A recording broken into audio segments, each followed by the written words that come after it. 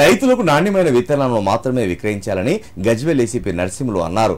విత్తనాలు, ఎరువులు కొనుగోలు చేసిన రైతులకు ఖచ్చితంగా రసీదులు అందివ్వాలని సూచించారు.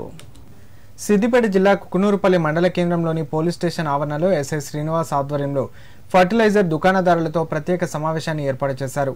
ఈ సమావేశానికి గజ్వేల్ ఏసీపీ నరసింహులు హాజరై విక్రయదారులతో మాట్లాడారు. రైతులకు నాణ్యమైన విత్తనాలను మాత్రమే విక్రయించాలన్నారు. కాలం చెల్లిన విత్తనాలు, నిషేధిత పురుగుమందులను దుకాణంలో ఉంచుకోవద్దని హెచ్చరించారు.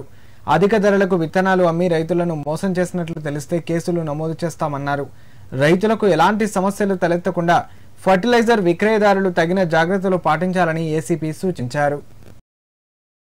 ఇక్కడ సీడ్ అమ్మేటువంటి షాప్ ఓనర్స్, ఫర్టిలైజర్ ఓనర్స్తో మీటింగ్ పెట్టడం జరిగింది.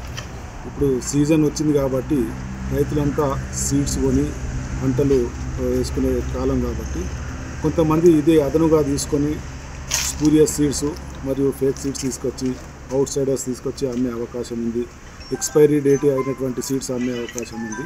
కాబట్టి అందరికీ ఒకసారి షాప్ ఓనర్స్ అందరూ నుంచి ఇంటరాక్ట్ అయ్యి అట్లాంటి అలర్ట్ చేసినాం. రైతులకు కూడా నా విజ్ఞప్తి ఏంటంటే, మీరు ఎక్కడైతే సీడ్స్ కొంటారో అటువంటి బిల్లు మరియు దాని యొక్క కవర్ను జాగ్రత్తగా పెట్టుకోవాలి. కాటన్ కానీ లేక అదర్ ప్యాడీ కానీ ఏదైనా సరైన ఈల్డ్ రాకపోయినట్టయితే ఆ కంపెనీ మరియు ఆ షాప్ ఓనర్ బాధ్యులు అవుతారు. వాళ్ళు ఆ ఈల్డ్ వచ్చేంత వరకు కూడా వాళ్ళ దగ్గర జాగ్రత్తగా పెట్టుకోవాలని నేను చెప్పడం జరుగుతుంది. ఈ రోజు నుంచి రైతు సదస్సులు కూడా ప్రారంభమవుతున్నాయి.